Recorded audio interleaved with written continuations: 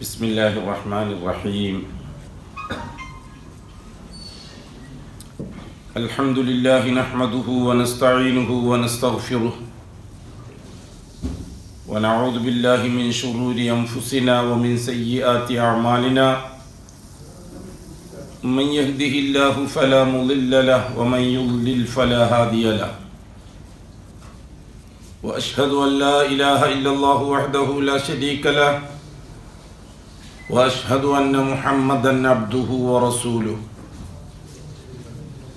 أرسله بالهدى ودين الحق ليظهره على الدين كله ولو كره المشركون. اللهم صل على محمد وعلى آل محمد كما صليت على إبراهيم وعلى آل إبراهيم إنك حميد مجيد. اللهم بارك على محمد وعلى آل محمد كما باركت على إبراهيم وعلى آل إبراهيم في العالمين إنك حميد مجيد. يا أيها الذين آمنوا اتقوا الله حق تقاته ولا تموتن إلا وأنتم مسلمون. يا أيها الذين آمنوا اتقوا الله وقولوا قولا سديدا يصلح لكم أعمالكم ويغفر لكم ذنوبكم ومن يطع الله ورسوله فقد فاز فوزا عظيما. يا أيها الناس اتقوا ربكم الذي خلقكم من نفس واحدة وخلق منها زوجها وبث منهما رجالا كثيرا ونساء واتقوا الله الذي تساءلون به والأرحام إن الله كان عليكم رقيبا. أما بعد فإن أصدق الحديث كتاب الله وخير الهدي هدي محمد صلى الله عليه وسلم وشر الأمور محدثاتها وكل محدثة بدعة وكل بدعة ضلالة وكل ضلالة في النار. സഹോദരന്മാരെ, സ്നേഹിതന്മാരെ,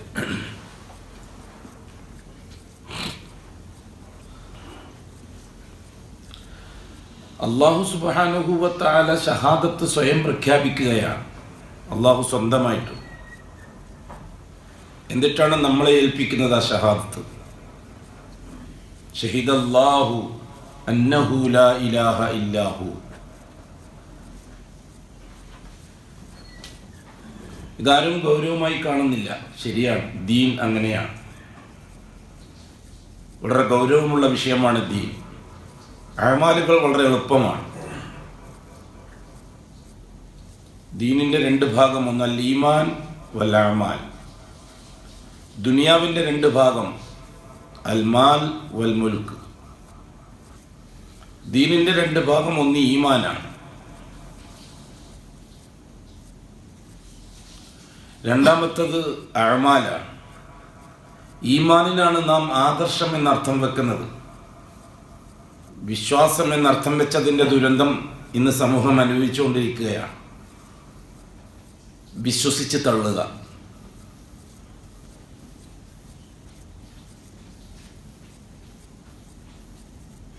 അഅ്മാൽ അനുഷ്ഠാനം, കർമ്മങ്ങൾ, ആദർശവും അനുഷ്ഠാനവും.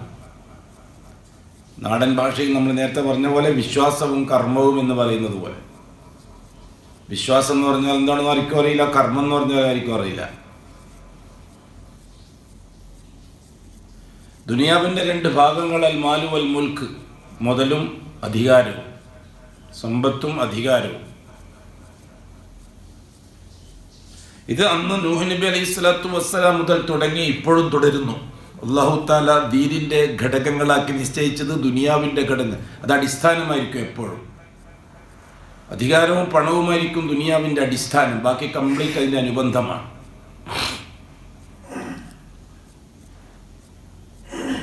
അള്ളാഹുവിൻ്റെ സംവിധാനമാണ് അധികാരവും പണവും.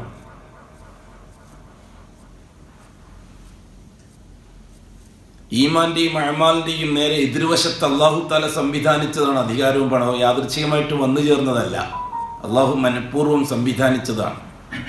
മനുഷ്യൻ ജീവിക്കുന്ന ഭൂമിയിൽ അധികാരത്തെയും പണത്തെയും മറുപക്ഷത്ത് നിർത്തി അല്ലാഹു തആല സമ്പന്നതയും അധികാരവും ഒരു ഭാഗത്ത് വളരെ സജീവമായി നിലനിൽക്കുമ്പോഴാണ് അല്ലാഹു സുബ്ഹാനഹു വ തആല മുർസലീങ്ങളെ നിയോഗിക്കുന്നത്. എല്ലാവരും ഉറങ്ങിക്കിടക്കുന്ന സമയത്ത് ഉറക്കത്തിൽ നിന്ന് വിളിക്കാനല്ല മുർസലീങ്ങൾ വന്നത്. അധികാരവും പണവും ഉപയോഗിച്ച് രാവും പകലും ഒരുപോലെ ഉണർന്ന് ആസ്വദിച്ച് ജീവിക്കുന്ന സന്ദർഭത്തിലാണ് റസൂലുകൾ വരുന്നത്. ചരിത്രം അങ്ങനെയാണ് നമുക്ക് മനസ്സിലാക്കി തരുന്നത്. നൂഹ് നബി അലൈഹി സ്വലാത്തു വസ്സലാം റസൂലായിട്ട് വരുന്നത് ഒരു സുപ്രഭാതത്തിൽ എല്ലാവരും ഉറങ്ങുമ്പോൾ ഉറക്കിൽ വിളിച്ചു മുത്താൻ വേണ്ടിയിട്ടല്ല, മറിച്ച് 5 ജാറങ്ങൾ വെച്ച് മൗലാനമാരും ഷെയ്ഖുനമാരും പുരോഹിതന്മാരും ഭരണകൂടവും കോടികൾ സമ്പാദിച്ച് പാവപ്പെട്ട സാധാരണക്കാരനെ വഞ്ചിച്ച് കോടികൾ സമ്പാദിച്ച് ധൂർത്തടിച്ച് സുഖിച്ച് ജീവിക്കുന്ന സന്ദർഭത്തിലാണ് ഹസ്രത്ത് നൂഹ് നബി അലൈഹി സ്വലാത്തു വസ്സലാം റസൂലായിട്ട് വരുന്നത്. ഈ കാലഘട്ടത്തിൽ ജീവിക്കുന്നവർ അന്നും ഉണ്ടായിരുന്നു. എന്തിനാണ് നൂഹ് പ്രശ്നം ഉണ്ടാക്കുന്നതെന്ന് ചോദിക്കാൻ. വളരെ സന്തോഷമായിട്ട് ജീവിക്കുകയായിരുന്നില്ലേ ജനം? സുഖിക്കുന്നവർ സുഖിക്കുന്നു, രസിക്കുന്നവർ രസിക്കുന്നു, കളിക്കുന്നു, ചിരിക്കുന്നു, സമ്പാദിക്കുന്നു, ആത്മീയ നിർവൃത്തിക്ക് വേണ്ടി ജാറത്തിൽ ചെന്ന് ചുറ്റുന്നു. അങ്ങനെ മനുഷ്യർ വളരെ റാഹത്തായിട്ട് ജീവിക്കുന്ന സന്ദർഭത്തിൽ നൂഹ് റസൂലായിട്ട് വന്നിട്ട് പ്രശ്നമുണ്ടാക്കി എന്ന് പറഞ്ഞേനെ. ഈ കാലഘട്ടത്തിൽ റസൂല് വന്നെങ്കിൽ ആ റസൂലിനെ ചോദ്യം ചെയ്യുന്ന സമൂഹം ഈ ഉമ്മത്തിൽപ്പെട്ടവരായിരിക്കും. പുറത്തുനിന്നാരും വരൂല ചോദ്യം ചെയ്യാൻ. ഒരു റസൂലിനെയും പുറത്തുനിന്ന് വന്നവർ ചോദ്യം ചെയ്തിട്ടില്ല. ഉള്ളിലുള്ളവരാണ് റസൂലുകളെല്ലാം ചോദ്യം ചെയ്തത്. നൂഹ് നബി അലൈഹി സ്വലാത്തു വസ്സലാമിനോട് ആ സമൂഹം ചോദിച്ചതും അത് തന്നെയാണ്. എന്തിനാണ് പ്രശ്നം ഉണ്ടാക്കുന്നത് നൂഹ്? ഞങ്ങൾ വളരെ ഐക്യത്തിലും സന്തോഷത്തിലും ഒരുമയിലും മതസൗഹാർദ്ദത്തിലും ബഹുസ്വരതയിലും ഞങ്ങൾ ജീവിക്കുകയായിരുന്നില്ലേ? ആദർശ അനുഷ്ഠാന കാര്യങ്ങളിലൊക്കെ പുരോഹിതന്മാർ പറയുന്നതും സ്വന്തം തീരുമാനിക്കുന്നതുമായ വിഷയങ്ങൾ പ്രവർത്തിച്ച് ആരെയും ചോദ്യം ചെയ്യാതെ എല്ലാവരും നല്ല റാഹത്തായിട്ട് ജീവിക്കുമ്പോൾ നൂഹ് എന്തിനാണ് വന്നിട്ട് പ്രശ്നം ഉണ്ടാക്കിയത്? എന്ത് കുഴപ്പമാണ് ഇവിടെയുള്ളത്? എല്ലാം തകിടുപൊടിയാക്കി നൂഹ്, എല്ലാ ഐക്യവും തകർത്തി നൂഹ് ഇല്ലേ? അങ്ങനെ തന്നെയല്ലേ ജനം നൂഹ് നബി അലൈഹി സ്വലാത്തു വസ്സലാമിനോട് ചോദിച്ചത്. അപ്പം നൂഹ് നബി പറഞ്ഞ മറുപടി എന്താണ്? ഞാൻ പ്രശ്നം ഉണ്ടാക്കാൻ വന്നതല്ല, നിങ്ങളെ രക്ഷപ്പെടുത്താൻ വന്നതാണ്. ഞാൻ നാസിഹുൻ അമീനാണ്, വിശ്വസ്തനായ ഗുണകാംക്ഷിയാണ് ഞാൻ എന്നല്ലേ നബിമാരും റസൂലുകൾ പറഞ്ഞത്? അതെ, ദീനുൽ ഇസ്ലാമിൻ്റെ ലക്ഷ്യം മരണത്തോടുകൂടി ആരംഭിക്കുകയേ ഉള്ളൂ. ഈ ദുനിയാവിൻ്റെ സംവിധാനത്തിന് വേണ്ടി ദീനുൽ ഇസ്ലാമിനെ വ്യവസ്ഥയാക്കി വെക്കാൻ ഒരു റസൂലും ആവശ്യപ്പെട്ടിട്ടില്ല. മരണത്തിന് ശേഷമുള്ള ജീവിതമാണ് യാഥാർത്ഥ്യം. ഇത് തൽക്കാലത്തേക്കുള്ള ജീവിതമാണ്. 4 മേഖലകളിലായി ജീവിച്ച് തീർക്കുന്ന മനുഷ്യൻ 4ാമത്തെ മേഖലയിലെത്തലോടുകൂടിയാണ് തീരുമാനം ഉണ്ടാകുക. മാതാവിൻ്റെ ഗർഭാശയത്തിൽ കഴിച്ചുകൂട്ടി മാസങ്ങൾ, ദുനിയാവിൽ കഴിച്ചുകൂട്ടി വർഷങ്ങൾ, ബർസഖിൽ അതിനേക്കാൾ കുറെ കൂടുതൽ സമയം കഴിച്ചുകൂട്ടും. ആഖിറത്തിലെത്തിയാലാണ് ഫൈനൽ തീരുമാനമുണ്ടാകുക. അതുവരെ മനുഷ്യൻ യാത്രയിലാണ്. ആ യാത്രയിൽ ആവശ്യമുള്ളത് സംഭരിച്ചു കൊള്ളണം. എന്നിട്ട് ആഖിറത്തിൽ ആഖിറവുമായി ബന്ധപ്പെടാതെ ദീനിൻ്റെ ചർച്ചയില്ല സഹോദരന്മാരെ. ദുനിയാവ് മാത്രവുമായിട്ട് ബന്ധപ്പെടുത്തിക്കൊണ്ട് എന്തിനാണ് ദീനുൽ ഇസ്ലാമിനെ ചർച്ച ചെയ്യുന്നത്? ഭൗതിക കാര്യങ്ങളുമായി ബന്ധപ്പെടുത്തിയിട്ട് എന്തിനാണ് ദീനുൽ ഇസ്ലാമിൻ്റെ അടിസ്ഥാനം ചർച്ച ചെയ്യുന്നത്? ഭൗതികമായ കാര്യങ്ങൾക്ക് ദീനുൽ ഇസ്ലാമിനെ അടിസ്ഥാനമാക്കി വെക്കേണ്ടതില്ലല്ലോ. മനുഷ്യരെല്ലാവരും ഒന്നുപോലെ ജീവിച്ചാൽ മതിയല്ലോ. മതവും ജാതിയൊന്നും വിഷയമല്ലല്ലോ. ആഖിറത്തെ പറ്റിയുള്ള ചർച്ചയില്ലെങ്കിൽ പിന്നെ ദീനുൽ ഇസ്ലാമിനെ പറ്റി മിണ്ടരുത്. അത് പുരോഹിതന്മാരും മിണ്ടരുത്, പ്രമാണിമാരും മിണ്ടരുത്, ഭരണാധികാരികളും മിണ്ടരുത്, പ്രജകളും മിണ്ടരുത്. ആഖിറത്തെ പറ്റി ചർച്ചയില്ലെങ്കിൽ ദീനുൽ ഇസ്ലാം ചർച്ചയിൽ വരാൻ പാടില്ല. കാരണം ദീനുൽ ഇസ്ലാം ഈ ദുനിയാവിന് വേണ്ടിയിട്ടല്ല, ആഖിറത്തിന് വേണ്ടിയുള്ളതാണ്. ഫമൻ യബ്തഗി ഗൈറൽ ഇസ്ലാമി ദീന ഫലൻ യുഖ്ബല മിൻഹു വഹുവ ഫിൽ ആഖിറത്തി മിനൽ ഖാസിരീൻ. ഇത് ആത്യന്തിക പ്രഖ്യാപനമാണ് അള്ളാഹുവിൻ്റെ. ഒമൻ യബ്തഗി ഗൈറൽ ഇസ്ലാമി ദീന. ദീൻ എന്ന് പറഞ്ഞാൽ വ്യവസ്ഥിതി, മതം എന്ന് പറയുന്ന നാടൻ ഭാഷ, വ്യവസ്ഥിതി,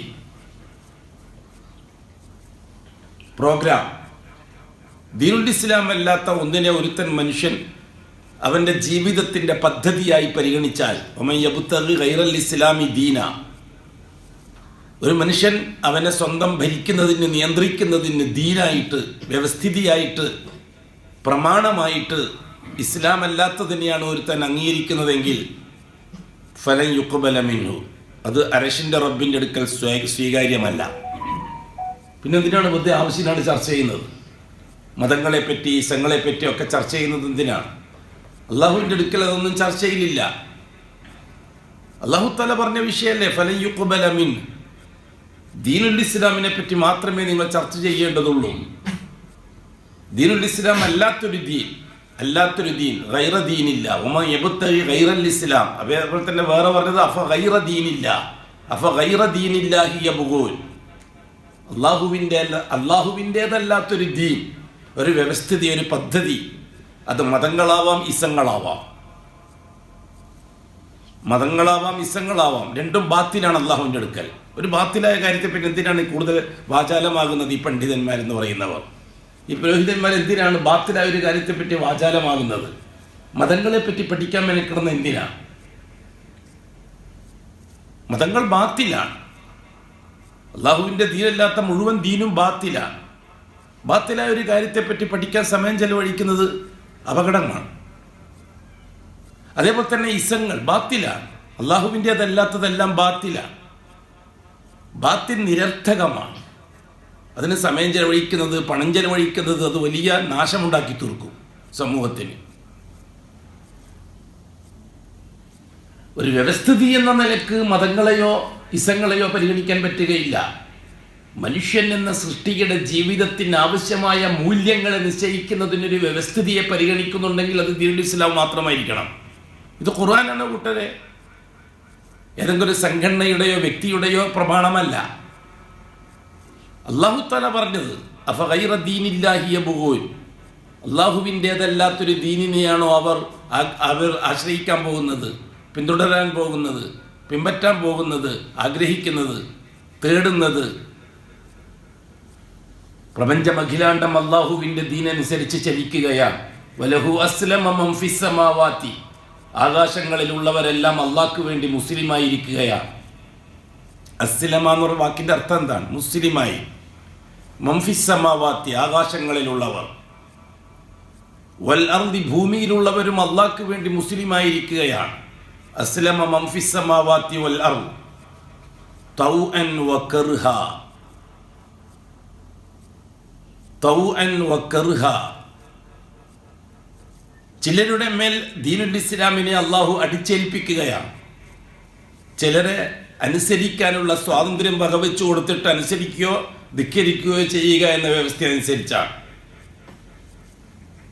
മനുഷ്യൻ എന്ന സൃഷ്ടിക്ക് അല്ലാഹു തആല സ്വാതന്ത്ര്യം വകവെച്ചു കൊടുക്കുന്നു. വേണമെങ്കിൽ അംഗീകരിക്കാം, അല്ലെങ്കിൽ തള്ളാം.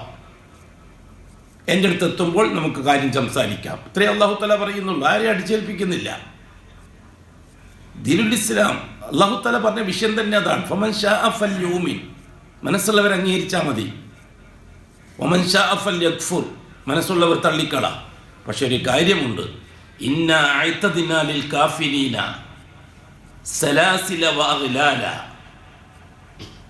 ഞാൻ കാഫിരീങ്ങൾക്ക് വേണ്ടി ഒരുക്കി വെച്ചിട്ടുണ്ട് കടുകടുത്ത ശിക്ഷകൾ, കടുകടുത്ത ചങ്ങലകളും കയ്യാമങ്ങളും വെച്ചിട്ടുണ്ട് ഞാൻ.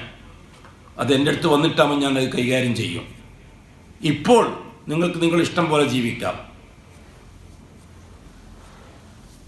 ഇന്നാ അഅ്തദ്നാ ലിൽ കാഫിരീന സലാസില വഅഗ്ലാലൻ വസഈറ.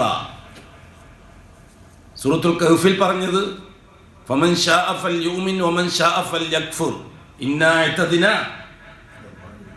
ലിൽ കാഫിരീന നാറൻ അഹാത ബിഹിം സുറാദിഖുഹാ. കടുത്ത വാക്കുകളാണ്. ഇതൊക്കെ നാളത്തേക്ക് പറഞ്ഞതാണ്. നിങ്ങൾ എന്തിനാണ് ഈ ദുനിയാവിൽ ഇസ്ലാമിനെ അടിച്ചേൽപ്പിക്കാൻ മെനക്കിടുന്നത്? വാദപ്രതിവാദങ്ങൾ നടത്തിയിട്ടും പരസ്പരം ചീത്ത പറഞ്ഞിട്ടും പരസ്പരം ആക്ഷേപങ്ങൾ പറഞ്ഞിട്ടും നാളെ ആഖിറത്തിൽ ഉപകരിക്കുന്ന ദീനിനെ സംബന്ധിച്ച് നിങ്ങൾ എന്തിനാണ് വാചാലമാകുന്നത്? പണ്ഡിതന്മാരോടാണ് നാം ചോദിക്കുന്നത്.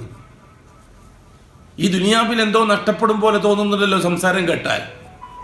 ഓരോരുത്തരും അംഗീകരിക്കുന്ന വിഷയം മറ്റുള്ളവരുടെ മേൽ അടിച്ചേൽപ്പിക്കുന്ന സന്ദർഭത്തിൽ തോന്നിപ്പോകുന്നു ഈ ദുനിയാവിൽ എന്തോ നഷ്ടപ്പെടില്ല. ദുനിയാവിൽ ഒന്നും നഷ്ടപ്പെടാൻ പോകുന്നില്ല.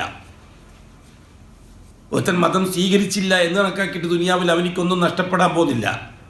ഒരുത്തൻ നിരീശ്വരവാദിയായി എന്നതുകൊണ്ടും എനിക്കൊന്നും നഷ്ടപ്പെടാൻ പോകുന്നില്ല. ഒരുത്തൻ ഒരുത്തൻ അള്ളാഹു മാത്രം എന്ന് വിശ്വസിച്ചു. ദുനിയാവിൽ അതിൻ്റെ പേരിൽ അള്ളാഹു മാത്രം എന്ന് വിശ്വസിച്ചതിൻ്റെ പേരിൽ ദുനിയാവിൽ ഒരുപാട് വാരി കൂട്ടാൻ അവനിക്ക് സാധിക്കുകയില്ല. അങ്ങനെ ഒരു ഏർപ്പാട് അള്ളാഹുവിൻ്റെ ഭാഗത്തുനിന്നില്ല. അള്ളാഹുവിനോടൊപ്പം മറ്റു പലരെയും അംഗീകരിച്ചു, അവനിക്കൊന്നും നഷ്ടപ്പെടാൻ പോകുന്നില്ല. ദീനുൽ ഇസ്ലാം അല്ലാത്ത വേറെ ദീനനുസരിച്ചിട്ടും ജീവിച്ചു, അവനിക്കും അള്ളാഹിൻ്റെ ദർബാറിൽ നിന്നും നഷ്ടപ്പെടാൻ പോകുന്നില്ല ദുനിയാവിൽ. പിന്നെ എന്തിനാണ് ഈ കോലാഹലങ്ങൾ, ഈ ബഹളങ്ങൾ എന്തിനാണ്? നാം വളരെ ശക്തമായി സമൂഹത്തോട് പറയുന്നത്, ഇന്ന് തന്നെ കണ്ണടച്ചാൽ നാളെ തുടങ്ങുന്ന ദിവസം ഭദ്രമാകണമെങ്കിൽ അത് തൗഹീദ് അംഗീകരിച്ചേ പറ്റൂ, ശിർക്ക് വർജിച്ചേ പറ്റൂ. കാരണം അത് ദീനുൽ ഇസ്ലാമാണ്. അല്ലാഹു തആല പറഞ്ഞു, ഫലൻ യുഖ്ബല മിൻഹു വഹുവ ഫിൽ ആഖിറതി മിനൽ ഖാസിരീൻ. ഈ ദുനിയാവിൽ ദീനുൽ ഇസ്ലാം അല്ലാത്ത വേറെ ഒന്നിനെ ഒരുത്തൻ പ്രമാണമായി പരിഗണിച്ച് ജീവിക്കുകയാണെങ്കിൽ അത് പരിഗണിക്കുന്ന പ്രശ്നമില്ല അള്ളാഹുവിൻ്റെ ദർബാറിൽ. അതിൻ്റെ പരിണിതി ഫലം വഹുവ ഫിൽ ആഖിറതി മിനൽ ഖാസിരീൻ. ആഖിറത്തിലെത്തിയാൽ അവൻ സകലതും നഷ്ടപ്പെട്ടവരുടെ കൂട്ടത്തിലായിരിക്കും. ഇവിടെ ദീനനുസരിച്ച് ജീവിച്ചില്ലെങ്കിൽ ആഖിറത്തിലെത്തിയാലാണ് നഷ്ടം പറയുന്നത്. ആഖിറത്തെ പറ്റി ചിന്തയില്ലാത്ത സമൂഹത്തിൻ്റെ മേൽ എന്തിനാണ് ദീനിനെ അടിച്ചേൽപ്പിക്കുന്നത്? അല്ലാഹു സുബ്ഹാനഹു വ തആല പരിശുദ്ധ ഖുർആൻ ഹിദായത്താണെന്ന് പറഞ്ഞത് ആർക്കാണ്? ലിൽ മുത്തഖീൻ, മുത്തഖീങ്ങൾക്ക്. ആരാണ് മുത്തഖീങ്ങൾ? അതിൽ ഒന്നാമത്തെ മുത്തഖീങ്ങൾക്കുള്ള ഒന്നാമത്തെ യോഗ്യത അല്ലദീന യുഅ്മിനൂന ബിൽ ഗൈബ്, അള്ളാഹുവിൻ്റെ അഭൗതിക സംവിധാനങ്ങളെ പൂർണ്ണമായി അംഗീകരിച്ച് ജീവിക്കുക. അതാണ് അല്ലദീന യുഅ്മിനൂന ബിൽ ഗൈബ്. അള്ളാഹുവിൻ്റെ അഭൗതിക സംവിധാനങ്ങളെ എന്ന് വെച്ചാൽ വഹ്യ് കൊണ്ട് മാത്രം അല്ലാഹു തആല അടിമകളെ അറിയിച്ചിരിക്കുന്ന വിഷയങ്ങൾ അന്ധമായി അംഗീകരിച്ച് ജീവിക്കുക. അല്ലദീന യുഅ്മിനൂന ബിൽ ഗൈബ്. അവസാനത്തെ യോഗ്യതയായിട്ട് പറഞ്ഞത് വബിൽ ആഖിറതി ഹും യൂഖിനൂൻ. നാളെയുടെ ജീവിതത്തിൽ നല്ല ഉറപ്പുള്ളവർ, അവർക്ക് എന്തുപകരിക്കുള്ളൂ? ഖുർആൻ ഉപകരിക്കുള്ളൂ. അല്ലാത്തവർക്കൊരു വേദം മാത്രമാണ് ഖുർആൻ. പല വിഷയത്തിനും ഉപയോഗിക്കുന്ന, രാഷ്ട്രീയത്തിന് ഉപയോഗിക്കുന്നവരുണ്ട് ഖുർആനിനെ, സമ്പത്തിന് കച്ചവടത്തിന് ഉപയോഗിക്കുന്നവരുണ്ട് ഖുർആനിനെ, സമ്പാദ്യത്തിന് ഉപയോഗിക്കുന്നവരുണ്ട് ഖുർആനിനെ. അധികവും സമ്പാദ്യത്തിന് വേണ്ടി ഉപയോഗിക്കുന്നവരാണ്. അതേപോലെ തന്നെ മറ്റ് ചില നേട്ടകൊട്ടങ്ങൾക്ക് വേണ്ടി ഉപയോഗിക്കുന്നവരുണ്ട് ഖുർആനിനെ. ഖുർആൻ ഉപകരിക്കുന്നത് ആർക്കാണ്? ഖുർആൻ ആർക്ക് വേണ്ടിയുള്ളതാണ്? അള്ളാഹുവിൻ്റെ അഭൗതിക സംവിധാനങ്ങളെ അംഗീകരിച്ച് ആഖിറത്തിൽ എത്തിക്കഴിഞ്ഞാൽ രക്ഷപ്പെടണമെന്ന് പൂർണ്ണ ബോധ്യമുള്ളവർക്കാണ് ഖുർആൻ ഹിദായത്ത്. അതിൻ്റെ ഇടയിൽ ഈ രണ്ട് വിശേഷണങ്ങൾ ഉള്ളവർ ചെയ്തു തീർക്കേണ്ട ജോലിയാണ് വയുഖീമുസ്സല വയുഖീമൂനസ്സലാത്ത വമിമ്മാ റസഖ്നാഹും യുൻഫിഖൂൻ വല്ലദീന യുഅ്മിനൂന ബിമാ ഉൻസില ഇലൈക വമാ ഉൻസില മിൻ ഖബലിക്. അതിൻ്റെ ഇടയിൽ കഴിഞ്ഞുകൊണ്ട കാര്യം, ആദ്യത്തെയും അവസാനത്തെയും കാര്യത്തെ തമ്മിൽ ബന്ധിപ്പിക്കാൻ 4 കാര്യങ്ങൾ. ഒന്ന് അല്ലദീന യുഖീമൂനസ്സലാ, നിസ്കാരത്തെ കൃത്യമായി നിർവഹിക്കുന്നവർ, ഇഖാമത്തുസ്സലാ. അല്ലദീന യുസല്ലൂന എന്നല്ല പറഞ്ഞത്, അല്ലദീന യുഖീമൂനസ്സലാ എന്നാ പറഞ്ഞത്. അല്ലദീന യുസല്ലൂന എന്ന് പറഞ്ഞാൽ എപ്പോൾ നിസ്കരിച്ചാൽ മതിയായിരുന്നു. ഇവിടെ അല്ലദീന യുഖീമൂനസ്സലാ, നിസ്കാരം കൃത്യമായി നിർവഹിക്കുന്നവർ, നിസ്കാരം കൃത്യമായി നിർവഹിക്കുന്നവർ.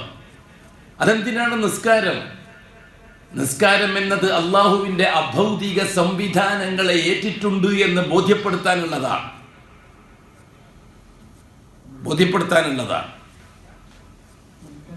അതുകൊണ്ട് തന്നെ നിസ്കാരവുമായിട്ട് നിസ്കാരത്തിൽ നിശ്ചയിക്കപ്പെട്ടിരിക്കുന്ന അമാലുകളെ വേറെ ഏതെങ്കിലും ഒരു താല്പര്യമനുസരിച്ച് ഒരുത്തൻ പൂർത്തിയാക്കിയാൽ ഫലൻ യുഖ്ബല മിൻഹു.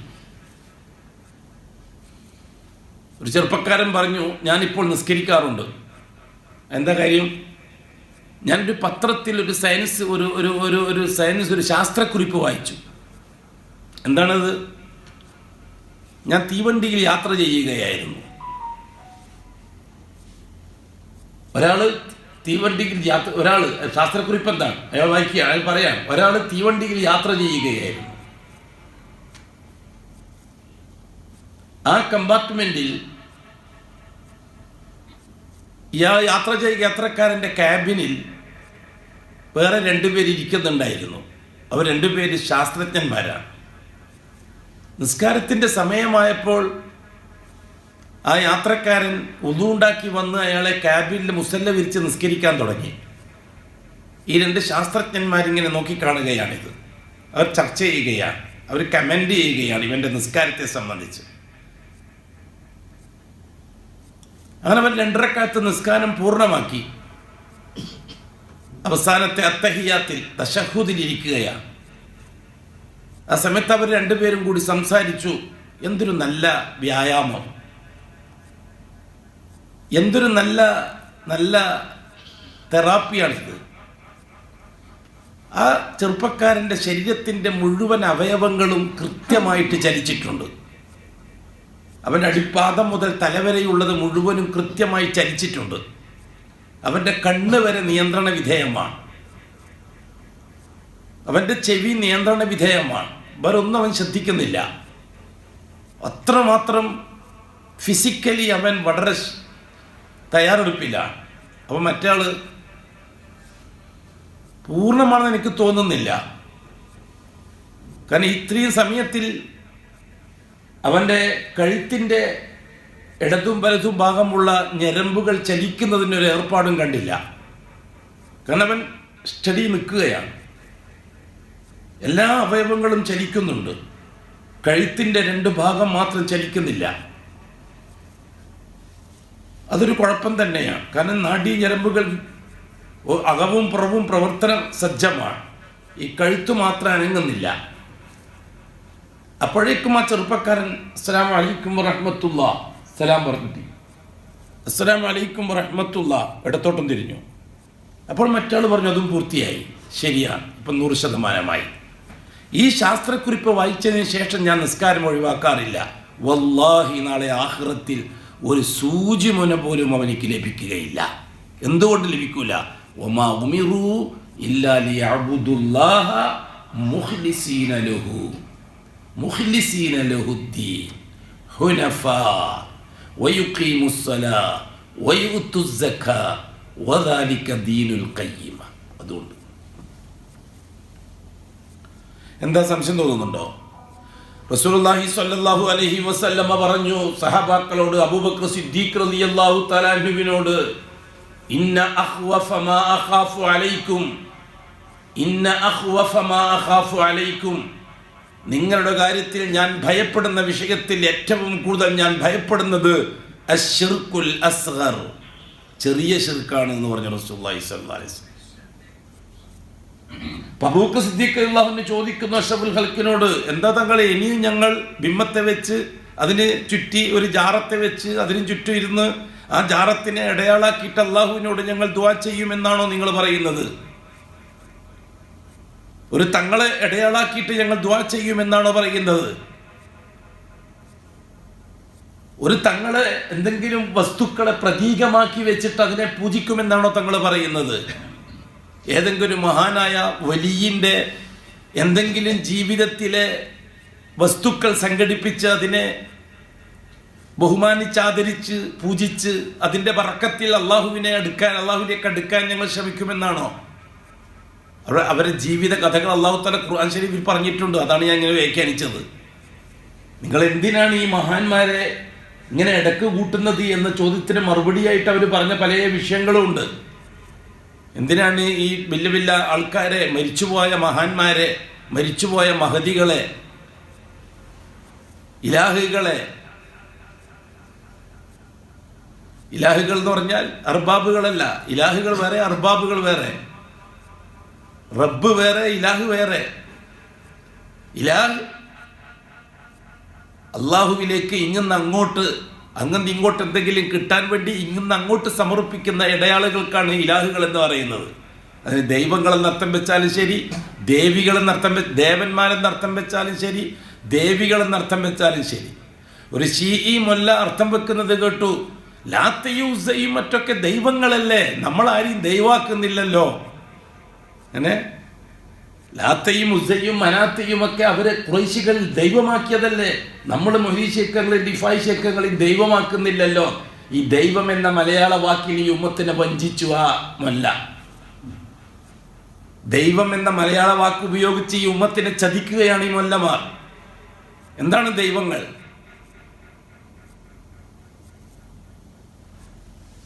അള്ളാഹുവിലേക്ക് അടുക്കാൻ അള്ളാഹുവിലേക്ക് അടുക്കണം ഞങ്ങൾക്ക്, അതിനു വേണ്ടി ഇടയാളുകളാക്കി ഈ മഹാന്മാരെ വെക്കുന്നു ഞങ്ങൾ.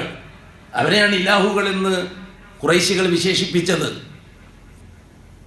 അതേപോലെ തന്നെ ശുഫാഉന ഇൻദല്ലാഹ്, അള്ളാഹുവിൻ്റെ അടുക്കൽ ഞങ്ങൾക്ക് വേണ്ടി ശുപാർശ പറയണം. അവർക്കാണ് ഇലാഹുകൾ എന്നവർ പറഞ്ഞത്. അപ്പോഴാണ് അഷ്റഫുൽ ഖൽഖ് പറഞ്ഞത് ഖൂലു ലാ ഇലാഹ ഇല്ലല്ലാഹ്, ഇലാഹുകൾ പറ്റൂല എന്ന് പറയണം. അപ്പോഴാണ് അവർക്ക് ദേഷ്യം പിടിച്ചത്. അള്ളാഹുവിനെ എതിർത്തത് കൊണ്ടല്ല, റബ്ബിനെ അംഗീകരിക്കാൻ പറഞ്ഞപ്പോഴല്ല, അള്ളാഹുവിനെ അംഗീകരിക്കാൻ പറഞ്ഞപ്പോഴല്ല ഖുറൈശികൾക്ക് ദേഷ്യം പിടിച്ചത്, ഇലാഹുകളെ ഒഴിവാക്കാൻ പറഞ്ഞപ്പോഴാണ്. റബ്ബിനെ അംഗീകരിക്കാൻ പറഞ്ഞപ്പോഴല്ല ഖുറൈശികൾക്ക് ദേഷ്യം പിടിച്ചത്.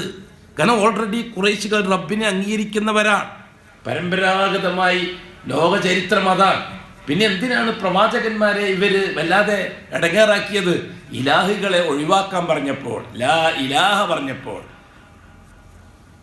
ഇല്ലല്ല ഓൾറെഡി അംഗീകരിച്ചിരിക്കുന്നു അവർ ഈ മല്ലന്മാർ പറയുന്ന മാതിരി ദൈവമായിട്ടല്ല അള്ളാഹുവിനെ അവർ കണ്ടത്, റബ്ബായിട്ടാണ് അള്ളാഹുവിനെ കണ്ടത്.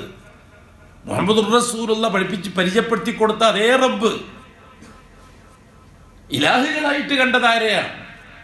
ജാറങ്ങളെ, തങ്ങന്മാരെ, ശേഖന്മാരെ, ബീവിയെ, ബാവയെ, അറബി പറഞ്ഞാൽ, മലയാളത്തിൽ പറഞ്ഞാൽ ദേവിയെ, ദേവനെ. രണ്ടു കൂട്ടരും ലക്ഷ്യം ദൈവം, അല്ലാഹ് അല്ലേ? ഏത് മതക്കാരാണ് അള്ളാഹുവിനെ നിഷേധിക്കുന്നത്?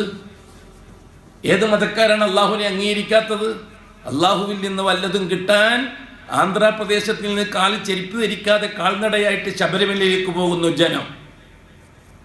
അള്ളാഹുവിൽ നിന്ന് വല്ലതും കിട്ടാൻ, അവരെ ഭാഷയിൽ പറഞ്ഞാൽ ദൈവത്തിൽ നിന്ന് വല്ലതും കിട്ടാൻ, അതിന് ദേവനെ സമീപിക്കാൻ പോവുകയാണ്. ഭാഷ മനസ്സിലാക്കണം. എൻ്റെ ഭാഷ മനസ്സിലാക്കാത്തൊരു വലിയ വിഷയമാണ്. ദൈവത്തെ സ്വന്തമാക്കാൻ ദേവനെയും അന്വേഷിച്ചു പോവുകയാണ് അവർ. ദൈവത്തെ സ്വന്തമാക്കാൻ ദേവനെയും അന്വേഷിച്ചു പോവുകയാണ്. ചിലപ്പോൾ ദേവിയെ, പുരുഷനാണെങ്കിൽ ദേവൻ, സ്ത്രീയാണെങ്കിൽ ദേവി. ഇത് രണ്ടും ഇവരുടെ ഭാഷയിൽ ദൈവമല്ല. ദേവി ദേവന്മാരെ ആരാധിക്കുന്നവരോട് ചോദിച്ചാലും അവർ പറയുക കാര്യങ്ങളൊക്കെ ഉടയ തമ്പുരാന്ന് വെച്ചാൽ ആകാശത്തിലേക്ക് കൈനീട്ടും. പക്ഷെ അവരംഗീകരിക്കുന്ന ദേവനുള്ളത് ഒന്നിക്കൽ ശബരിമലയിലേക്കായിരിക്കും, ഒരിക്കൽ ഗുരുവായൂർ അല്ലെങ്കിൽ ഗുരുവായൂരായിരിക്കും. അത് ദേവൻ അല്ലെങ്കിൽ ദേവി. അവരാഗ്രഹിക്കുന്നത് ദൈവത്തെ. ഏതെങ്കിലും ഒരു ഹിന്ദു മതക്കാരൻ പറയുന്നതായിട്ട് കേട്ടിട്ടുണ്ടോ? എൻ്റെ കാര്യങ്ങളൊക്കെ ദേവനാണ് നടത്തുന്നത് അല്ലെങ്കിൽ ദേവിയാണ് നടത്തുന്നത് എന്ന്? എൻ്റെ കാര്യങ്ങൾ ദൈവമാണ് നടത്തുന്നത്. ആ ദൈവത്തിൽ നിന്ന് കിട്ടാൻ ഞാൻ ദേവനെ സമീപിക്കുന്നു. എൻ്റെ കാര്യങ്ങൾ അള്ളാഹുവാണ് നടത്തുന്നത്. ആ അള്ളാഹുവിൽ നിന്ന് കിട്ടാൻ ഞാൻ അജ്മീറിലേക്ക് പോകുന്നു. മൽ ഫർഖു ബൈനഹുമ, എന്താണ് അവരുടെ വ്യത്യാസം? ഇവിടെ റസൂലുള്ളാഹി സ്വല്ലല്ലാഹു അലൈഹി വസല്ലം റബ്ബിനെ അംഗീകരിക്കണം എന്ന് പറഞ്ഞപ്പോഴല്ല, അള്ളാഹിനെ അംഗീകരിക്കണം എന്ന് പറഞ്ഞപ്പോഴല്ല അവർക്ക് ദേഷ്യം വന്നത്, ഇലാഹുകളെ ഒഴിവാക്കണം എന്ന് പറഞ്ഞപ്പോഴാണ്. കാരണം അവർക്ക് അതിൻ്റെ ഭാഷ അറിയാം, എന്താണ് മുഹമ്മദ് നബി ഉദ്ദേശിക്കുന്നത് എന്നും അറിയാം. അതുകൊണ്ടാണ് റസൂലുള്ളാഹി സ്വല്ലല്ലാഹു അലൈഹി വസല്ലം ഇത്രയും പറഞ്ഞിട്ടും ലാ ഇലാഹ എന്ന് പറയാൻ ഖുറൈശികൾ തയ്യാറാകാതിരുന്നത് അതുകൊണ്ടാണ്. ഖുറൈശികൾ തയ്യാറാകാതിരുന്നത് അതുകൊണ്ടാണ്. കാരണം മുഹമ്മദ് മുസ്തഫ തങ്ങൾ പറയുന്ന ഇലാഹ് ആരെയാണ് ഉദ്ദേശിക്കുന്നത് എന്ന് നന്നായിട്ട് ഖുറൈശികൾക്ക് അറിയാം. മുഹമ്മദ് നബി ഉദ്ദേശിക്കുന്നത് കഅബാലയത്തിലും പരിസരത്തും പ്രതിഷ്ഠിച്ചിരിക്കുന്ന വലിയകളുടെ മശായിഖുകളുടെ ജാറങ്ങൾ അല്ലെങ്കിൽ പ്രതീകങ്ങൾ അല്ലെങ്കിൽ പ്രതിബിംബങ്ങൾ, അതിനെ ഒഴിവാക്കണമെന്നാണ് മുഹമ്മദ് പറയുന്നത് എന്നവർക്ക് നന്നായിട്ട് അറിയാം. അതുകൊണ്ടാണ് അവർ ലാ ഇലാഹ ഇല്ലല്ലാഹ് പറയാൻ മടിച്ചത്. വൈദാ ഖീല ലഹും ലാ ഇലാഹ ഇല്ലല്ലാഹ് യസ്തക്ബിറൂൻ. ലാ ഇലാഹ ഇല്ലല്ലാഹ് പറയാൻ അവരോട് പറഞ്ഞാൽ അവർ അഹങ്കരിക്കുകയാണ്. അവരഹങ്കരിച്ചിട്ട് അവര് ശത്രുതാ മനോഭാവത്തിൽ പെരുമാറുകയാണ്. എന്നിട്ട് യഖൂലൂൻ, അവർ തിരിച്ചങ്ങോട്ട് ചോദിക്കുന്നു അജഅലൽ ആലിഹത ഇലാഹം വാഹിദ, ഞങ്ങൾ വളരെ സന്തോഷമായിട്ടൂടെ കഴിഞ്ഞുകൂടുകയാണ്. ഞങ്ങൾ ഇഷ്ടപ്പെട്ട ഷെയ്ഖുകളെ ഷെയ്ഖാത്തുകളെ വിളിക്കുന്നു, തങ്ങളെ ബിവിയെ. ലാത്ത തങ്ങളാണ്, നായില തങ്ങച്ചിയാണ്. കേട്ടിട്ടുണ്ടോ നായിലാനെ പറ്റി? കഅബാലയത്തിന്റെ ഉള്ളിൽ നിന്നൊരാണും പെണ്ണും വ്യഭിചരിച്ചു. അല്ലാഹു സുബ്ഹാനഹു വ തആല അവരെ പാറകളാക്കി മാറ്റി, കല്ലുകളാക്കി മാറ്റി, കോലം മറിച്ചു. പിന്നീട് കഅബാലയത്തിൽ കാലങ്ങൾക്ക് ശേഷം കണ്ട പാറ, ഒരു മനുഷ്യകോലത്തിലുള്ള പാറ, അല്ലാഹു സുബ്ഹാനഹു വ തആല നമ്മുടെ കാര്യങ്ങൾ നടത്താൻ വേണ്ടിയിട്ട് ഇടയാളാക്കി വെക്കാൻ വേണ്ടി അവതരിപ്പിച്ച ദൈവമാണെന്ന് പറഞ്ഞിട്ട് ആ പാറയെ ഇലാഹ നിർത്തി പറയാൻ തുടങ്ങി. ആര്? ഖുറൈശികൾ. ആ നായിലത്തിൻ്റെ പാറയെ, ആ വ്യഭിചാരി പെണ്ണിനെ, അള്ളാഹ് സൃഷ്ടിച്ച പെണ്ണിനെ ബീവിയാക്കി. നമുക്കറിയാം ഇന്ന് ബീവി എന്നുള്ള അഡ്രസ്സിൽ നാടുകളിലൊക്കെ വിലസുന്നത് എത്രമാത്രം യോഗ്യതയുള്ളവരാണെന്നുള്ള കാര്യം അറിയാത്തവരൊന്നും അല്ല നമ്മൾ. വിശദീകരിക്കേണ്ടതല്ല, നമുക്കറിയാം. നാട്ടിലെ ജിന്നുപ്പാനേക്കാൾ കൂടുതൽ ജിന്നുമ്മമാരാണ്. എന്താ കാര്യം? ജിന്നുപ്പ വളരെ കുറവാണ്, ജിന്നുമ്മമാരാണ് കൂടുതൽ. എന്താ വിഷയം? ആകെ ജിന്നുപ്പ എന്ന് പറഞ്ഞിട്ട് ഒരാൾ, നിങ്ങളെ എവിടെയോ ഉക്രാജി എന്ന് പറഞ്ഞിട്ട് ഒരാൾ അല്ലേ, ഇപ്പോൾ കാസർഗോഡാണോ ഒരു ജിന്നുപ്പ ഉണ്ടായിരുന്നത് പണ്ട്? ഒരു ജിന്ന ഉക്രാജിക്ക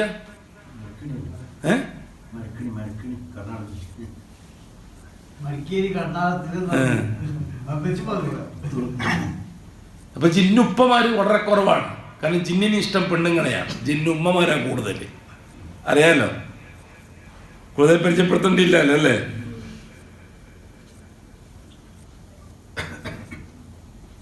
അതുകൊണ്ടാണ് ഖുറൈശികൾ ലാ ഇലാഹ പറയാൻ മടിച്ചത്. മാത്രമല്ല ചോദിച്ചത് ജഅലൽ ആലിഹത ഇലാഹം വാഹിദ, എല്ലാ തങ്ങന്മാരെയും കൂടി കൂട്ടിയിട്ട് ഒറ്റാള് മതി എന്നാണോ മുഹമ്മദ് പറയുന്നത്? എന്ത് ഇത് അത്ഭുതമുള്ളൊരു വിഷയമാണല്ലോ.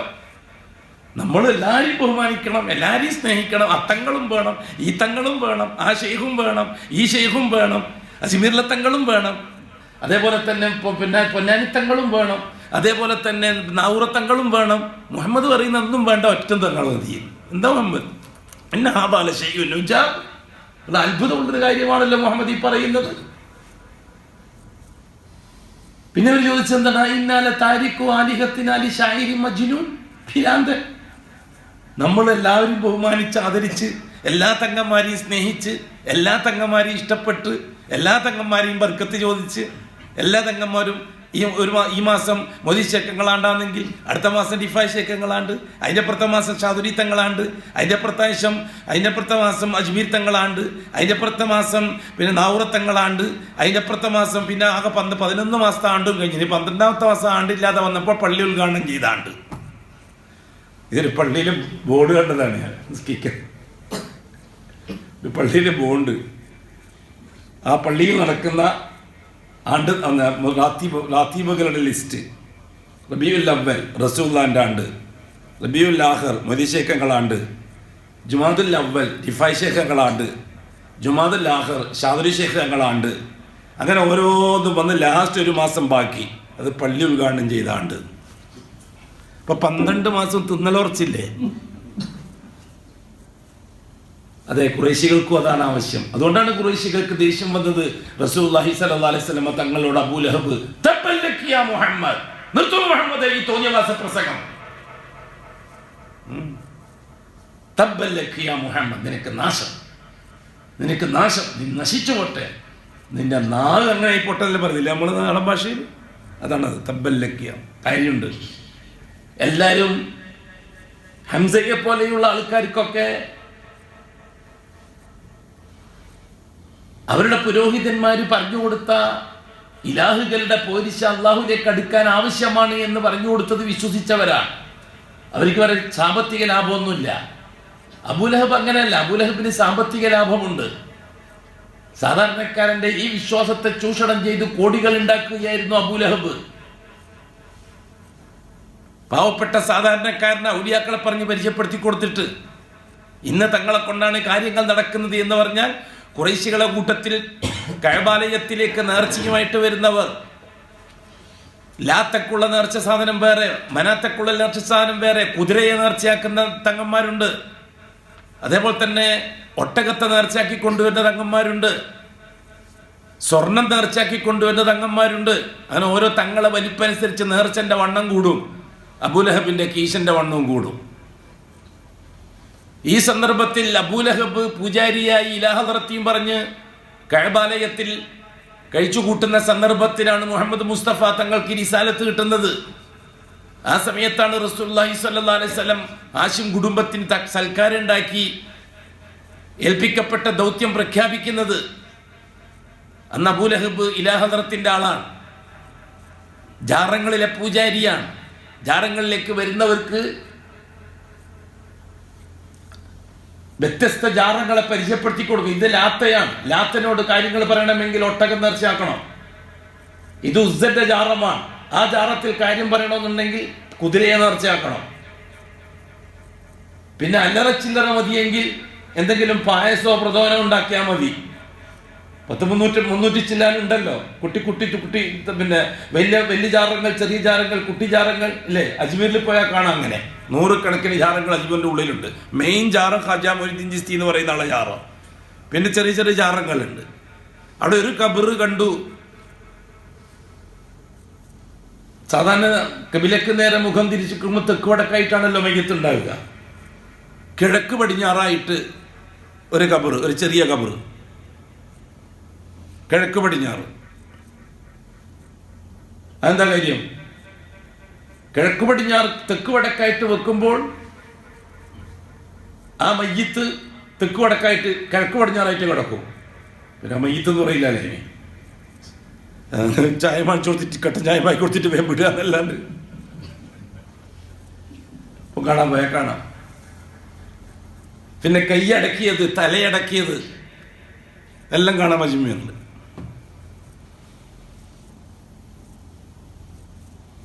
വലിയ വലിയ കഥകൾ കേട്ട പറയാൻ പേടിയായി പോകും. കാരണം ബ്ലാ എന്ന് പറയുമ്പോൾ എന്നെ ബ്ലാത്തുറത്തുന്ന കാലമാണ്. അങ്ങനെ ഞാൻ ബ്ലാന്നായിരിക്കും പറഞ്ഞിട്ടുണ്ടാവുക, നാളെ തന്നെ യൂട്യൂബിൽ ബ്ലാത്തൂർ എന്നാ വരിക.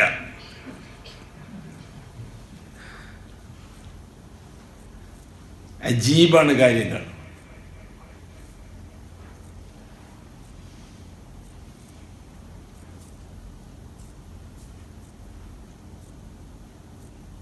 പത്ത് 300 അവിടെയുണ്ട്. ഓരോരുത്തർക്കും നേർച്ച വേറെ വേറെ ഐറ്റത്തിലാണ്. അങ്ങനെ സമ്പത്ത് കൂടും തോറും ജാറത്തിന്റെ ഒരു പ്രത്യേകത, ഗുണ്ടകൾ കൂടും. ജാറത്തിലെ പൂജാരിക്ക് ഗുണ്ടകൾ ഉണ്ടാവും. അത് വലിയ അനുഭവങ്ങളാണ് ജീവിതത്തിലെ. അല്ലാഹു അക്ബർ. ഓരോന്ന് ഓർമ്മ വരുന്നു ഇപ്പോഴും. എറണാകുളത്ത് പൊന്നുരുന്തിയിൽ പ്രസംഗിക്കാൻ പോയൊരു അനുഭവം. എല്ലാ ജാറങ്ങൾക്കും ഉണ്ടാവും ഗുണ്ടകൾ. അജ്മീറിലൊക്കെ കഞ്ചാവ് നേർച്ച വരും. ഷെയ്ഖിന് കഞ്ചാവ് ഇഷ്ടമാണ്. ആ കഞ്ചാവ് വലിക്കാനായിട്ട് ദർഗയുടെ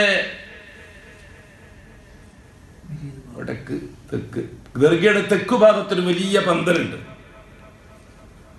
അവിടെ രാത്രി ലൈറ്റൊന്നും കത്തില്ല, ഇങ്ങനെ മിന്നുന്നത് കാണാം, തീ മിന്നുന്നത് കാണാം, സിഗരറ്റ് വലിക്കുമ്പോൾ കാണാം. കഞ്ചാവ് ഇരിക്കുകയാണ് ഷെയ്ഖിന്റെ വർക്കത്തിൽ. അൽ ഫാത്തിഹ. കഞ്ചാവ് നേർച്ച വരുന്ന കഞ്ചാവ് ഇവർ വിളിച്ച ദർവേശുമാരെന്നാ പറയാ.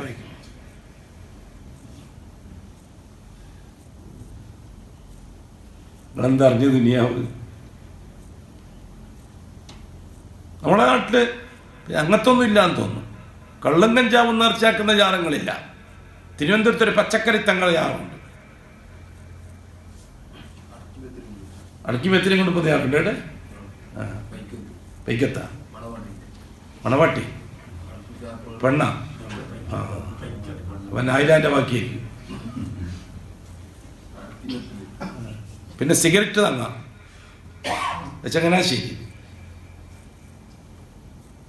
പിന്നെ ഗോൾഡുണക്കിലുണ്ടാവും സിഗരറ്റ്. ആഴ്ചക്ക് ലേലം വിളിക്കുക സിഗരറ്റ്. ഇപ്പം സിഗരറ്റെല്ലാം നിരോധിച്ചപ്പോൾ എന്താ അവസ്ഥ? തങ്ങളെ അവസ്ഥ എന്നുള്ള കാര്യം. അവിടെ സ്മോക്കിംഗ് പ്രോഹിബിറ്റഡ് ഒന്നും ഉണ്ടാവില്ല, ബോർഡൊന്നും ഉണ്ടാവില്ല. ഇല്ലാന്നാ കേട്ടത്. അടുത്ത കാലത്തിൽ ചങ്ങനാശ്ശേരിക്കാരൻ കൂട്ടുകാരൻ പറഞ്ഞു. ഇപ്പോഴും ഉണ്ട്. കടുവയിൽ തങ്ങൾക്ക് കായ്ക്കൊല, നേന്ത്രക്കായൻ്റെ കൊലയാണ് നിറച്ച. കൊല്ലത്തുനിന്ന് തിരുവനന്തപുരത്തേക്ക് പോകുന്ന റോട്ടാണ് കടുവയിൽ. അവിടെ കംപ്ലീറ്റ് കായ്ക്കച്ചവടമാണ്. അജ്മീറിൽ പച്ചപ്പെട്ട് കച്ചവടമാണ്. അത് കൊണ്ടുപോയിട്ട് അവിടെ ഇടും. അവിടെ ദർവേശന്മാർ അപ്പുറത്തേക്ക് കൊണ്ടിട്ട് വീണ്ടും വിൽക്കാൻ വെക്കും. ഇവിടെ ഇന്ന് കേട്ട കഥയല്ല, ഇപ്പോൾ ഇത് കണ്ട കഥയാ പറയുന്നത്. അങ്ങനെ ഓരോ സ്ഥലത്ത് അങ്ങനെയാണ്. ഈ രീതിയിൽ ഇവരുടെ എല്ലാം നേതാവായ അബൂലഹബ് കോടികൾ ഉണ്ടാക്കുകയായിരുന്നു. ആ സമയത്താണ് അഷ്റഫുൽ ഖൽക്ക് കുടുംബക്കാരൊക്കെ വിളിച്ചു കൂട്ടിയിട്ട് പറഞ്ഞത് ഖൂലൂ ലാ ഇലാഹ ഇല്ലല്ലാഹ് തുഫ്ലിഹു. എങ്ങനെ സഹിക്കും? അഷ്റഫുൽ ഖൽക്ക് പറഞ്ഞാൽ ആ ഇലാഹയിലെ ഇലാഹ് ഏതാണ്, ഒഴിവാക്കേണ്ട ഇലാഹ് ഏതാണ്? നിങ്ങൾ ഈ അള്ളാഹുലേക്ക് അടുക്കാനെന്നും പറഞ്ഞ് നിങ്ങൾ ഈ ഭജനമിരിക്കുന്ന ഈ ജാറങ്ങളിൽ അടക്കം ചെയ്തിരിക്കുന്നവർ, അവർക്ക് ഒരു ചുക്കും ചെയ്യാൻ കഴിയില്ല നിങ്ങൾക്ക് വേണ്ടി. അതുകൊണ്ട് ഒഴിവാക്കിയേ പറ്റൂ ലാ ഇലാഹ. എന്നിട്ട് ഇല്ലല്ലാഹ് നിങ്ങൾ പറഞ്ഞല്ലോ അല്ലാഹ് അല്ലാഹ് റബ്ബ് അല്ലാഹ് ഖാലിഖ് അല്ലാഹ് മാലിക് അല്ലാഹ് റാസിഖ് അല്ലാഹ്. അബൂജഹൽ മുത്തുബത്തും ഷൈബത്തും എല്ലാം സമ്മതിച്ചില്ലേ? അയല്ല മദീ എന്ന് പറ, നിങ്ങൾക്ക് വിജയിക്കാം. അപ്പോഴ് ഹംസയുണ്ട്, അബൂ താലിബുണ്ട്, ഇവരെല്ലാം ഉണ്ട് ആ സദസ്സിൽ. ബനു ഹാഷിമിന്റെ മക്കളാണ് എല്ലാവരും, ബനു ഹാഷിം. എല്ലാവരും ഇങ്ങനെ സഹിച്ച് കടിച്ചിറക്കിട്ട് ഇങ്ങനെ നിൽക്കുകയാണ്, സഹിക്കായി പ്രസംഗം കേൾക്കാൻ കഴിഞ്ഞിട്ട്. പക്ഷെ അബൂലഹബിന് സഹിച്ചില്ല. അബൂലഹബ് പൊട്ടിത്തെറിച്ചു. മുഹമ്മദ് അലിഹാദാ ജമഅതന, ഈ കാഫറാക്കാനാണോ നീ ഞങ്ങളെല്ലാം വിളിച്ചു കൂട്ടിയിരിക്കുന്നത്? നീ ഞങ്ങളെല്ലാം ദീനിൽ നിന്ന് പുറത്താക്കാനാണോ വിളിച്ചു കൂട്ടിയിരിക്കുന്നത്? ഈ തോന്നിവാസം പറയാനാണോ നീ ഞങ്ങളെ വിളിച്ചു കൂട്ടിയിരിക്കുന്നത്? അലിഹാദാ ജമഅതന, ഈ തോന്നിവാസം പറയാനാണോ? ഇതും പറഞ്ഞ് പൊടിയും തട്ടി അബൂലഹബ് ആ സദസ്സ് എഴുന്നേറ്റ് പോയി. അഷ്റഫുൽ ഖൽക്കിന് വല്ലാത്ത നോവ്. കന്നിപ്രസംഗം, ദഅവത്തിന്റെ ആദ്യത്തെ പ്രസംഗം. ഏറ് അടി ചീത്ത കേട്ടോണ്ടിരിക്കുമ്പോൾ അങ്ങ് തയങ്ങും. പിന്നെ കേട്ടാൽ വലിയ വിഷയമായിരിക്കില്ല, തുടക്കത്തിന് വലിയ പ്രശ്നമായിരിക്കും. റസൂലുള്ളാഹി സ്വല്ലല്ലാഹു അലൈഹി വസല്ലം തങ്ങൾക്കത് താങ്ങിയില്ല, സഹിച്ചില്ല. സ്വന്തം മൂത്താപ്പയാണ്, എന്തെങ്കിലും ഒരു സഹകരണം കിട്ടുമെന്നാണ് വിചാരിച്ചത്. അഷ്റഫുൽ ഖൽക്ക് വളരെ വിഷമത്തോടുകൂടി സലഫി സെന്ററിലേക്ക് പോയി, ദാറുൽ അർഖമിലേക്ക് പോയി. എന്താ സലഫി സെന്റർ എന്ന് പറയുമ്പോൾ പേടിയാവുന്നോ? എന്തെങ്കിലും ഒരു ജോലി യൂട്യൂബർമാർക്ക് കൊടുക്കണ്ടേ, അവർക്ക് ജീവിക്കണ്ടേ? ഇങ്ങനെ ജീവിക്കട്ടെ എല്ലാവരും നമ്മുടെ ശബ്ദം വിറ്റിട്ട്. മാഷാ അല്ലാഹ്. അഷ്റഫുൽ ഖൽക്കിന് വല്ലാത്ത പ്രയാസം, വല്ലാത്ത വിഷമം. അല്ലാഹു സുബ്ഹാനഹു വ തആല അഷ്റഫുൽ ഖൽക്കിനെ സമാധാനിപ്പിച്ചുകൊണ്ട് ആയത്തിറക്കി. തബ്ബത് യദാ അബീ ലഹബിൻ വതബ്ബ്. വിഷമിക്കണ്ട മുഹമ്മദ് നബിയെ, എൻ്റെ പ്രിയപ്പെട്ട നബി, വിഷമിക്കണ്ട. അള്ളാഹ്ക്ക് എന്തൊരു ഇഷ്ടമാണ് ആ നബിയോട്. എന്താണ് ആ മുഹമ്മദ്, എന്തൊരു സ്നേഹമാണ്. ഉടൻ തന്നെ അഷ്റഫുൽ ഖൽക്കിന്റെ വ്യക്തിപരമായ കാര്യത്തിൽ അപ്പം ഇടപെട്ടിരിക്കും അല്ലാഹു തആല. സമൂഹത്തെ ബാധിക്കുന്ന വിഷയമാണെങ്കിൽ ഇച്ചിരി താമസിച്ചേ ഇടപെടുള്ളൂ. നിങ്ങളുടെ വ്യക്തിപരമായ കാര്യത്തിൽ അപ്പം തന്നെ ഇടപെടും. അത്രയ്ക്ക് ഇഷ്ടമാണ് അഷ്റഫുൽ ഖൽക്കിനെ അല്ലാഹു തആല.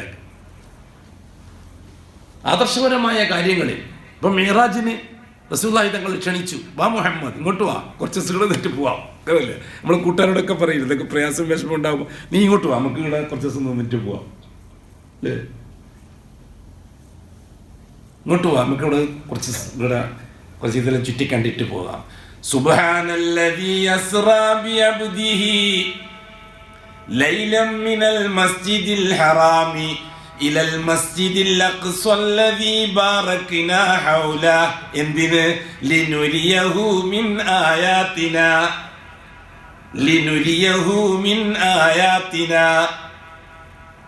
എൻ്റെ ചില അത്ഭുതങ്ങളൊക്കെ മുഹമ്മദിനെ കാണിച്ചു തരാം. വാ ലിനുരിയഹു, മുഹമ്മദിന് നമുക്ക് കാണിച്ചു കൊടുക്കാൻ വേണ്ടിയിട്ടാണ് ഞാൻ വിളിച്ചത്.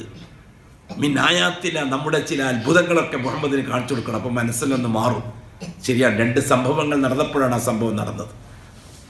അഷ്റഫുൽ ഖൽക്കിന്റെ പ്രിയപ്പെട്ട ഖദീജ വഫാത്തായി.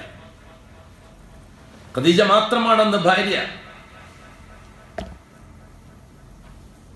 റസൂലുള്ളാഹി സ്വല്ലല്ലാഹു അലൈഹി വസല്ലമ തങ്ങളുടെ താങ്ങും തണലും. അതേ വർഷം തന്നെയാണ് അഷ്റഫുൽ ഖൽക്കിന്റെ സ്നേഹപാത്രമായ അബൂ താലിബ് മരിക്കുന്നത്. ആമുൽ ഹുസ്ൻ, ആ വർഷത്തിന് ദുഃഖത്തിന്റെ വർഷം എന്നാണ് പേരിട്ടിരിക്കുന്ന ചരിത്രകാരന്മാർ. ആമുൽ ഹുസ്ൻ. അഷ്റഫുൽ ഖൽക്ക് അത്രമാത്രം നൊന്ത വേറെ സമയമുണ്ടായിരുന്നില്ല. ആ സന്ദർഭത്തിലാണ് അഷ്റഫുൽ ഖൽക്കിനോട് അല്ലാഹു സുബ്ഹാനഹു വ തആല പറയുന്നത്, ഇങ്ങോട്ട് പോര്. ജിബ്രീൽ അലൈഹിസ്സലാത്തു വസ്സലാമിനെ അയച്ചു, മുഹമ്മദിനെയും കൂട്ടിയിട്ട് വാ. അവിടെ അല്ലാഹു തആല പ്രയോഗിച്ച പ്രയോഗം തന്നെ എന്താണ്? സുബ്ഹാനല്ലദീ. ഒരു അല്ലാഹുവിന്റെ പരിശുദ്ധത ഗംഭീരമാണ്.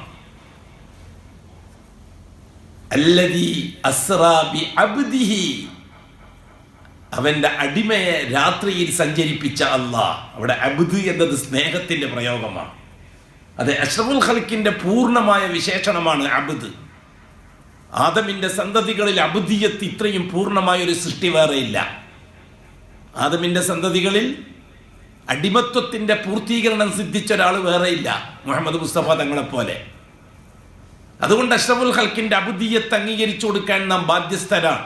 കാരണം അല്ലാഹു തആല ഏറ്റവും ഇഷ്ടപ്പെട്ടത് മുഹമ്മദിന്റെ അബ്ദിയത്താണ് സ്വല്ലല്ലാഹു അലൈഹി വസല്ലം. പ്യൂർ അടിമ, 24 കാരറ്റ് അടിമ. മറ്റെല്ലാവർക്കും പല പ്രശ്നങ്ങളിലും എന്തെങ്കിലും തരത്തിലുള്ള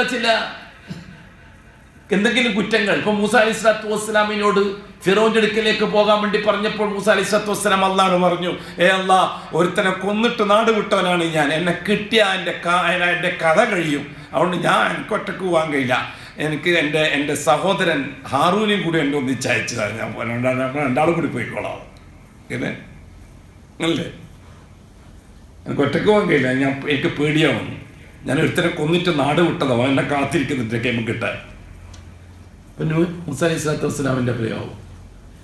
നൂഹ് നബി അലൈഹി സ്വലാത്തു വസ്സലാമിന്റെ പരാതി എന്താണ്?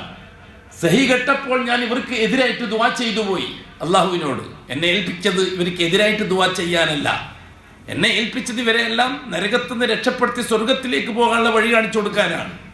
എനിക്ക് സഹി കെട്ടപ്പോൾ ഞാൻ ദുആ ചെയ്യേണ്ടി വന്നു. എൻ്റെ ഖൗമിനെതിരായിട്ട് ലാ തദർ അലൽ അർദി മിനൽ കാഫിരീന ദയ്യാറ, ഞാൻ കെട്ടിയുള്ളൊരു ദുആ അള്ളാഹുവിനോട് ചെയ്തു പോയി. എൻ്റെ അള്ളാഹ് എത്രത്തോളം അത് ഇഷ്ടപ്പെടും തോന്നില്ല. കാരണം എന്നെ നിയോഗിച്ചത് സമൂഹത്തിൻ്റെ ഗുണകാംക്ഷയായിട്ടാണ്, നാസിഹുൻ അമീനായിട്ടാണ്. പക്ഷേ എൻ്റെ വികാരം, ഞാനൊരു മനുഷ്യൻ, ആ വികാരം എനിക്ക് സഹിക്കാൻ കഴിയാണ്ട് ഞാൻ പറഞ്ഞു പോയതാണ്. അവിടെയും ഒരു ചെറിയൊരു പരിങ്ങലുണ്ട് നൂഹ് നബി അലൈഹി സ്വലാത്തു വസ്സലാം.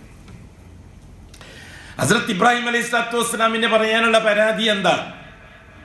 അന്ന് സാറാനെയും കൂട്ടി ഇറാഖിൽ നിന്ന് സിറിയയിലേക്ക് പോകുന്ന വഴിയിൽ നാട്ടുരാജാവ് ഇബ്രാഹിമിനെയും സാറായെയും അറസ്റ്റ് ചെയ്തു. എന്നിട്ട് ചോദിച്ചു, ഇതാരാണ്? വഴിയിൽ നിന്ന് വിവരം കിട്ടിയിട്ടുണ്ട്, ഭാര്യ എന്ന് പറയരുത്. ഭാര്യ എന്ന് പറഞ്ഞാൽ ആ രാജാവ് അവരെ സ്വന്തമാക്കും. ഉമ്മാന്നോ പെങ്ങളോന്നോ പറഞ്ഞാൽ അവരെ രക്ഷപ്പെടുത്തും, അവരെ ഒഴിവാക്കി തരും. ഭാര്യ എന്ന് പറഞ്ഞാൽ അവരെ ഒഴിവാക്കി തരൂല. അതുകൊണ്ട് ഭാര്യ എന്ന് പറയരുത്. ആകെ ബുദ്ധിമുട്ടായി ഇബ്രാഹിം അലൈഹി സ്വലാത്തു വസ്സലാമെ. ഇബ്രാഹിം അലൈഹി സ്വലാത്തു വസ്സലാം അയാളോട് പറഞ്ഞു, ഇതെൻ്റെ സഹോദരിയാണ്. സാറാ ബീവി ചോദിക്കുന്നുണ്ട് പിന്നീട് ഇബ്രാഹിം നബിയോട്, നിങ്ങൾ എങ്ങനെ അങ്ങനെ പറഞ്ഞത്? അതെ, ഈമാന്റെ വിഷയത്തിൽ ഞാനും നീയും മാത്രമേ ഇന്നീ ദുനിയാവിലുള്ളൂ മൂമിനായിട്ട്, ഞാനും നീയും. ഇന്നമൽ മുഅ്മിനൂന ഇഖ്വ, എല്ലാ കാലഘട്ടത്തിലും അത് നിയമമാണ്. മൂമിനീങ്ങൾ പരസ്പരം സഹോദരന്മാരാണ്. ഇന്ന് ലാ ഇലാഹ ഇല്ലല്ലാഹിലെ തൗഹീദ് അംഗീകരിച്ച ഞാനും നീ അല്ലാതെ വേറൊരു മഖ്ലൂഖിന്റെ ദുനിയാവിലില്ല. ഞാൻ ആ അടിസ്ഥാനത്തിൽ പറഞ്ഞതാണ്. പക്ഷെ ഇബ്രാഹിം അലൈഹി സ്വലാത്തു വസ്സലാമിൻ്റെ ആകുലത, പറഞ്ഞ് രക്ഷപ്പെടാൻ അത് പറ്റും, പക്ഷെ നാളെ ആഖിറത്തിലെത്തിയാൽ അള്ളാഹു എന്തായിരിക്കും അതിന് മയന വെക്കുക? പേടിയാകുന്നു. അതെ, ഈസാ അലൈഹി സ്വലാത്തു വസ്സലാം അള്ളാഹുവിന്റെ മുമ്പിൽ പേടിച്ച് 2 കാലും വിറച്ച് നിൽക്കുന്ന ഒരു സമയമുണ്ട്. ഈസാ അലൈഹി സ്വലാത്തു വസ്സലാമിനെ കോടിക്കണക്കിന് വരുന്ന ക്രൈസ്തവ സമൂഹത്തെ വിളിച്ചു വരുത്തി ആ സമൂഹത്തിന്റെ മുമ്പിൽ ഈസാ നബിയെ ഹാജരാക്കുന്ന ഒരു ദിവസം. എന്നിട്ട് ഈസാ അലൈഹി സ്വലാത്തു വസ്സലാമിനോട് അല്ലാഹു തആല ചോദിക്കുകയാണ്, കോടിക്കണക്കിന് ക്രൈസ്തവന്മാരെ, ക്രിസ്ത്യാനികളെ സാക്ഷി നിർത്തിക്കൊണ്ട്, അൻത ഖുൽത ലിന്നാസി ഇത്തഖിദൂനി വഉമ്മിയ ഇലാഹൈനി മിൻ ദൂനില്ലാഹ്. ഓ ഈസാ, ഇവര് പറയുന്നു നീയാണ് ഇവരെ കാര്യങ്ങളൊക്കെ നടത്തിക്കൊടുത്തത് എന്ന്. ഇവര് പറയുന്നു നിന്നിലൂടെ, നിന്റെ ഉമ്മായിലൂടെയാണ് കാര്യങ്ങളൊക്കെ നടന്നത് എന്ന്. എന്നെ കൂടാതെ നിന്നെയും നിന്റെ ഉമ്മാനെയും ഇലാഹുകളാക്കണമെന്ന്, ഇടയാളുകളാക്കണമെന്ന് നീ പറഞ്ഞു കൊടുത്തതാണോ ഈസ ഇവരോട്? ആ ചോദ്യം ചോദിക്കുന്ന ആ രംഗം ചിന്തിക്കാൻ പോലും ഈസാ അലൈഹി സ്വലാത്തു വസ്സലാമിന് കഴിയില്ല. എന്നാൽ അഷ്റഫുൽ ഖൽഖായ മുത്തായ പൂവായ റസൂലുള്ളാഹി സ്വല്ലല്ലാഹു അലൈഹി വസല്ലമ തങ്ങൾക്ക് അള്ളാഹുവിൻ്റെ ദർബാറിൽ ഒരു അണുമണി തൂക്കം ഈ രീതിയിലുള്ള എന്തെങ്കിലും പ്രയാസങ്ങൾ പറയേണ്ട ആവശ്യമില്ല. അത്രയിൽ കാമിലായ അബ്ദിയത്ത്, കാമിലായ മനുഷ്യനാണ്. എന്തിനീ മുസ്ലിങ്ങൾ മാത്രം ആ അബ്ദിയത്തിനെതിരായിട്ട് ജീവിക്കണം? അള്ളാഹ്ക്ക് ഇഷ്ടം അഷ്റഫുൽ ഖൽഖിന്റെ അബ്ദിയത്ത് വകവെച്ചു കൊടുക്കലാണ്. ആ അഷ്റഫുൽ ഖൽഖിനെ ഇടയാളാക്കുന്നത് അബ്ദിയത്തിനെതിരാണ്. ആ അഷ്റഫുൽ ഖൽഖിനോട് നേരിട്ട് സഹായം ചോദിക്കുന്നത് അബ്ദിയത്തിനെതിരാണ്. അബ്ദിയത്ത് സമ്മതിച്ചു കൊടുക്കുക എന്നുള്ളതാണ് നമ്മുടെ ഈമാന്റെ പൂർണ്ണത. അശ്ഹദു അന്ന മുഹമ്മദൻ അബ്ദുഹു വറസൂലുഹു. ആദ്യം മുഹമ്മദിയത്ത് അംഗീകരിക്കണം, അത് കഴിഞ്ഞിട്ട് പിന്നെ അബ്ദിയത്ത് അംഗീകരിക്കണം. എന്നിട്ടാണ് നുബുവത്തും റിസാലത്തും അംഗീകരിക്കേണ്ടത്. അതുകൊണ്ട് അള്ളാഹുമായി ബന്ധപ്പെട്ട ഒരു അംശവും മുഹമ്മദ് നബിയുമായിട്ട് അടുപ്പിക്കാൻ പറ്റുകയില്ല. മുഹമ്മദ് നബി പൂർണ്ണനായ അബ്ദാണ് അള്ളാഹുവിൻ്റെ. അത് വകവെച്ചു കൊടുക്കുക എന്നുള്ളത് നമ്മുടെ ഹക്കാണ്. അതിനെതിരായിട്ടുള്ളത് ഹക്കിനെതിരാണ്, ബാത്തിലാണ്.